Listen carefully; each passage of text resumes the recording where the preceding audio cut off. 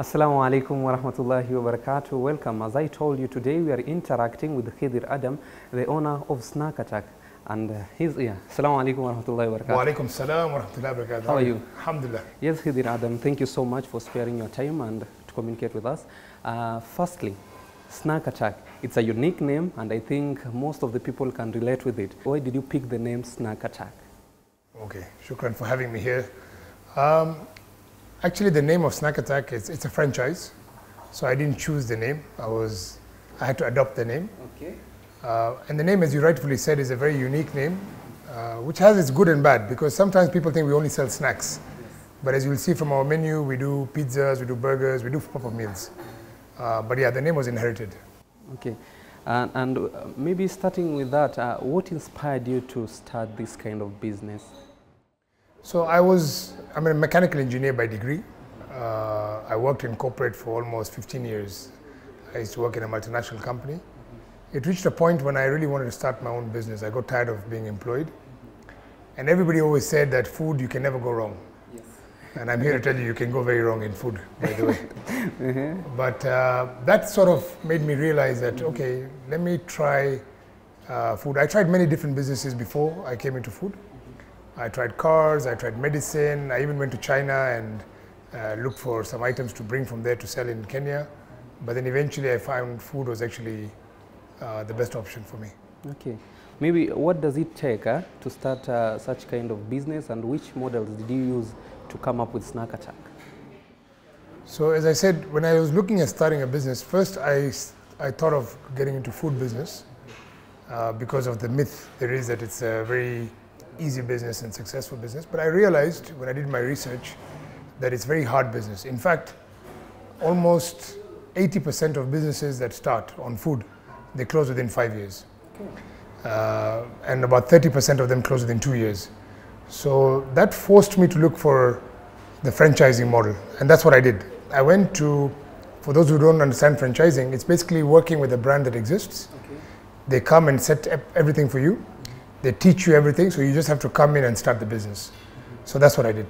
I think starting this business, you're not the only person whom you own this business. There are other people who have the same business. What makes you unique from other brands and other people who are making the same stuff? So I think, first of all, franchising, if you look in Kenya as an example, most of the franchises are from outside. And the outside franchises are very expensive. So the first thing that we have as Snack Attack is we're much more affordable to open. So if somebody wanted to open a Snack Attack, it's a lot cheaper than if you wanted to open any other brand. So that's our number one, I think, advantage we have. Number two, we're very locally conversant. So for example, many of these brands that come from abroad, they think what works in America or what works in Europe will work in Kenya. It doesn't happen like that, right? I'll give you a simple example. In the US and Canada and the West generally, pizza is a product that is for the poor people. When the students have no money, they buy pizza. In Kenya, it's the other way around. In Kenya, pizza is a luxury product. The guys who live in the slums, most of them have never had a pizza in their life, and they can't afford a pizza. So for us, I think we understand the local market better. So we're able to price our menu in a way that's more suitable.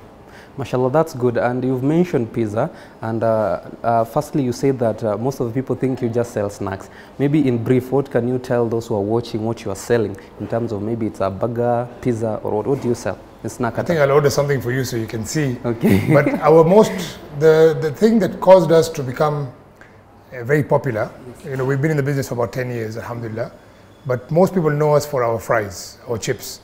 We're the only brand. We started the whole concept of loaded chips, and we still, I think, do it the best. After us, many brands, they started copying us, they started making loaded chips. But what we're known for is our chips with toppings. So for example, we do chips with cheese, we do chips with beef. And the localization I was telling you about, we were sitting here with my team and we said, how can we come up with a local product, a local chips? And they all said, you know, everybody loves nyama choma. Yes. Us Kenyans, we love nyama choma. Yes. So we said, how can we bring nyama choma into chips? So we created a new product called carnivore, where we put beef with beef gravy on fries. And that's our equivalent of nyama choma on chips. It's called carnivore. Okay. So that's just one example of some of the products we do. But we do pizzas, we do burgers. Mashallah. And how do you source for your products and how do you manage your waste here, since this is where you're selling food, and food is all about hygiene and everything? How do you do that?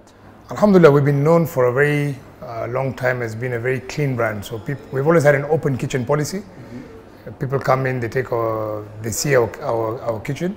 So we really take pride in our hygiene. Product sourcing, I think 95% of our products are locally sourced. We see how we can support the local community. So for example, our veggies and our potatoes, we buy from our grocer just down the corner.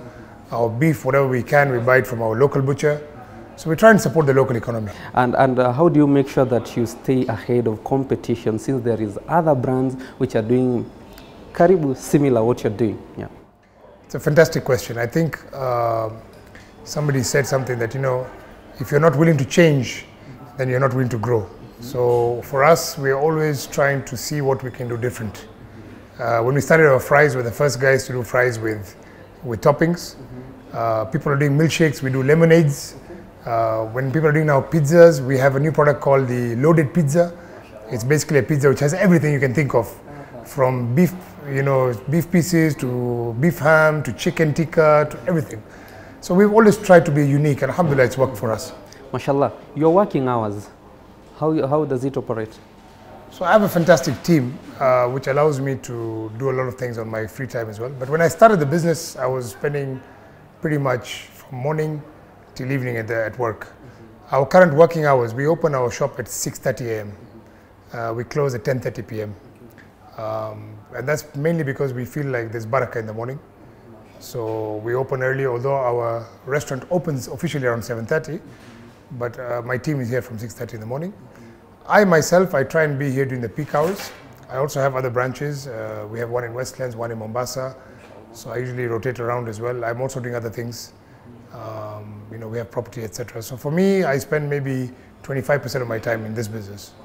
Mashallah, let's speak about your customers, how you handle them, because maybe someone is far away and wants the pizza or wants the burger. How do you do that? How do you have delivery, or you have to come from where you are staying till here?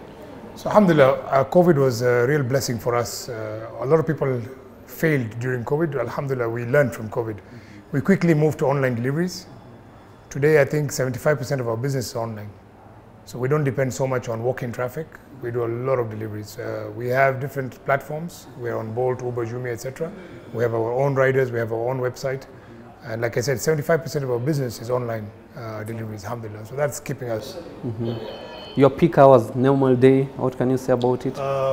For the online delivery business, it's a bit erratic. On weekdays, it's usually from 2 till 4. And the biggest business we have is in the evening. We open till 10 p.m. every day. We take orders till 10. So our peak time is actually that time, between 8:30 and 10. From 7 onwards, you start seeing the business become busier. Okay, mashallah. Tell me something about your employees. We've seen them, they're doing a fantastic job. They are cooking and making something which, it makes your mouth become watery whenever you see them cooking with everything, mashallah. How many employees do you have, and what is the criteria which you use to get your employees? We follow the sunnah, qawi wa amin, which means basically, and that's from Musa alayhi salam, the story, when he was being hired. The daughter of the Prophet said, why don't you hire Musa, because he's qawi, which means he's strong, and he's amin, he's trustworthy. So the way we understand that verse of the Quran is, you must have people who have skills. So we look for people who have background in hospitality, and they must be trustworthy. They must be people whom we can trust. So my employees have been with me since I started my first branch. I still have them with me, and then of course we hire new people. At our peak before COVID, we had about 25 people for all the branches. Currently we have 7 in my branch, and then in my franchise branches we have another 15. So about 22. Mashallah, and maybe another question which maybe our viewers back at home are watching, maybe they can ask, what does it take to start such kind of business in terms of capitalization and how you run it each and every day? How did you start it? So in terms of money, depends on the model you want. We have right now a very interesting model which we call the cloud kitchen, which basically is a restaurant without having all this environment. It's just a kitchen. That's very cheap. You can run it from as low as 250,000 to about 2 million, depending on the menu that you want to put. So you need to have at least some basic amount of money. But the biggest thing you need in this business is, I think, the attitude. you need to have the right attitude. You want to make it work. If you're passionate and you're hardworking, Allah opens doors for you from places you cannot imagine.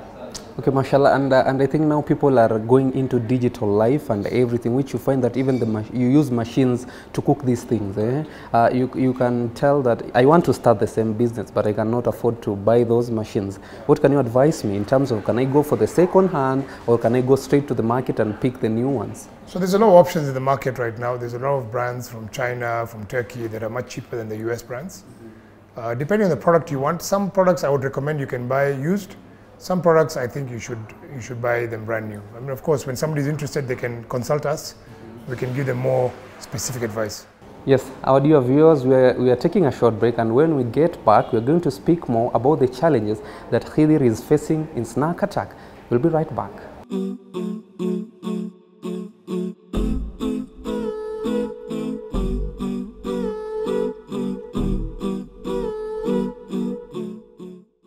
Assalamu alaikum wa rahmatullahi wa barakatuh. Welcome back. This is Show Me the Market. My name is Abdurrahman Gaddafi Yassin, and today we are hanging out with Khidir Adam. Khidir, assalamu alaikum. Welcome back once again. Thank you. Yes, there is this tender, crispy, freshy, zesty, juicy, meaty. For someone who is joining us now, how can he or she define snack attack in general? I think they said the proof is in the chips. The proof is in the pudding. So for us, I have a box here of our product that will describe all these things you've just talked about. Tender, scrumptious, juicy. This is what we call the ultimate loaded fries. Okay, and if the camera can zoom in, you will see that these are chips which have chicken, which have cheese, which have a spicy sauce, and we do this in different variations. We do this with chicken, we do this with beef, we do this with different things, yeah? Okay. And this is what Snack Attack is known for. So we are crispy, we are crunchy, we are scrumptious, we're juicy, we're tender. It's the way we call it. For the first time, I viewed it and I thought it was a pizza. And that's the beauty about our brand. Yeah. Our brand is so innovative that we want to create, somebody asked me about our tagline. For us, it's about creating a wow experience. So I always discuss with my team, how was the customer experience? They say it was okay. I said, Apana, did we wow them? Were they like, wow? And that's what I wanted. I saw that. Yes, and I'm like, okay, wow. Yeah. Mashallah, that's good. Maybe we speak about the cardinal rule that you have about it, because you mentioned it. It's wow. It's looking good. I think even someone back at home, the mouth can start to become watery because of the presentation. It's also wow here. What can you tell us about the cardinal rule that you have in this business? So first I'll set you at ease. After we finish the presentation, you can have this. Yes. So there's no more mouth watering with akula. I can't wait. It's exactly what I said, yes. To create a wow experience. Snack Attack prides itself in creating a wow experience. But how do we do that? We have a general rule here in our kitchen that every ingredient we use must be clean. What I mean by that, we use normal vegetable oil, and we change our oil so regularly that people buy from us the used oil so they can use it in their restaurants. And that ensures we have a crisp product. We don't use anything that I don't feed my own family. For example, none of our products have MSG. MSG is a flavor that many restaurants use to enhance the taste. And they call it a miracle spice. You put it in a product and it will sell. We don't use that. Yeah, we use natural ingredients. So generally everything we do is to create that tagline is wow experience, and we must make sure that our product is clean. And let's speak about it, because I've heard of franchise, franchisee, and many more. What can you tell us, and how can you differentiate that? Yeah, let me clarify what I mean by franchisee and franchisor. So first of all, what is a franchise and why do people take a franchise? The easiest example I can give you is if somebody is in a race and it's a 100-meter race. When you take a franchise, it's like you're being plugged into 50% of the race. At 500 meters, you're already there. If it's a 1,000-meter race, somebody puts you halfway. So in a business like ours, when you have a franchise, they are giving you all the tools you require. For example, the setup, the branding, the supplies, how to cook. When I joined this business, I had no idea about food, zero. And now I'm running this business. So the franchise, they taught me from day one how I'm going to sell the product, how it's going to look, the recipes, everything was done for us. Do you have a mentor? And if yes, do you have mentees whom you are mentoring to become successful the way you have become into this business? So I'm a big believer in mentorship. Just before you came here, I was actually doing a mentorship program for children, for youth. It's something that's very close to my heart. When I started this business, I asked the owner of Java, the founder of Java, because the first Java was in the same mall, Adams Arcade. So I knew him, and I asked him to mentor me. And I used to spend 2 hours every month with him. And for me, it was amazing. I learned so much from him that those 2 hours helped me to be where I am today. I also do the same. I recently had somebody who wanted my mentorship, and I gave him a proposal. I said, come and work for me for 6 months, and then I'll help you to start your own business. So he did. He worked for me for 1 year, and now he's a franchise owner for Westlands branch. I helped him to set up the business myself. So that's a live example. So our Westlands branch is run by a franchisee who was working for me. So my advice is, yes, I do podcasts. I don't have my own show yet.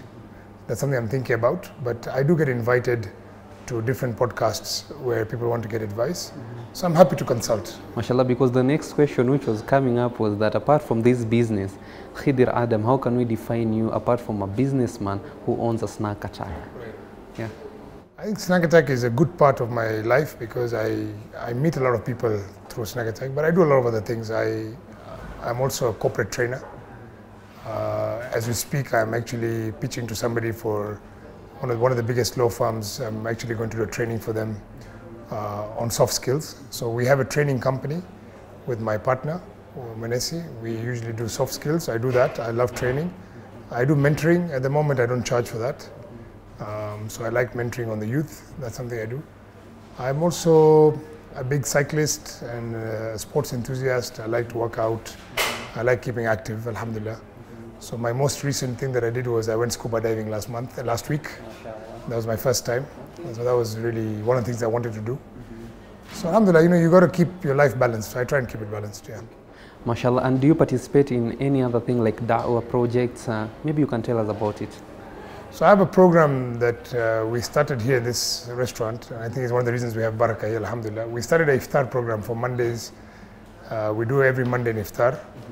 And it became so big that my restaurant couldn't accommodate all the people. So now we moved it to the masjid. So that's something I do every Monday. We do an iftar program, and then we have a small gathering. At the moment, we're doing the 99 names of Allah. And although I'm delivering the talk, but I'm learning first. So I learn first, and then I give the talk. So for me, it's a two-way traffic. Yeah? So I do that on my spare time, alhamdulillah. MashaAllah, that's good. And I think the whole of this journey has not been a bed of roses. Challenges came, and sometimes you manage them. So you can tell us some of the challenges that you've been facing since you started the business. I think the biggest challenge doing business in Kenya is the bureaucracy from the government. So when we were in town, we opened a branch in town, we would get a lot of harassment from city council and the likes. So you need a real thick skin to be able to deal with that kind of issues. I think that's one of the biggest challenges. The other thing, I think the government also, cost of doing business in Kenya is not easy. So the taxes, and we are fully compliant. But it's very hard to be afloat and still pay all these different taxes that there are. So I think that's one of the challenges. But alhamdulillah, we've been in the business for almost 10 years. First few years were tough. Now, alhamdulillah, we've got a hold of it, alhamdulillah. MashaAllah. And how do you manage those challenges, you as a person? I'm a strong believer in balancing life. I believe if you're internally fulfilled, you are able to deal with the pressures of life. So I personally have, maybe I can show it to you. I've done it in one of my talks. I carry a piece of paper with me. That's here. I didn't have it for the show, but I tell you how I work. So I have areas that I focus on every week. And this, I think, really helps me. I have something called mental, spiritual, social, and physical. So these are 4 areas that I believe everybody, and this is not my idea, this is from Stephen Covey's 7 Habits. It's a course I train, where he says that for you to be able to be effective in life, you must first do for yourself 4 things. And I'll leave you with that thought to see where you are on that. If you have, most of us, we work on 1 or 2 of these things. So he said first is physical, doing something for your body, whether it's exercise, whether it's sports, whatever it is. Then social or emotional. How are your relationships with people that you have not been in touch with for a while? How do you manage those, Then he talks about mental. How do you keep yourself mentally stimulated? You know, something you're doing that is different to your daily task. And the last one he talks is spiritual. What is your relationship with God? So many of us Muslims, we're good on spiritual, but we don't do anything for our minds. Or we do something for our minds, we're not really working out. So if you can do all four, physical, to work out, or do some exercise, social, be in touch with those old relationships, friends, family, etc. Mentorship is a good example. Then you have spiritual, your relationship with God, and last is mental. How do I stimulate my brain? Learning a language. So I personally feel, since I started doing that, and I've been doing it for the last 10 years, alhamdulillah, it's a lot easier to deal with the challenges of life. Because you feel fulfilled as an individual. Maybe you can tell us, where do you see yourself in the next 5 years to come?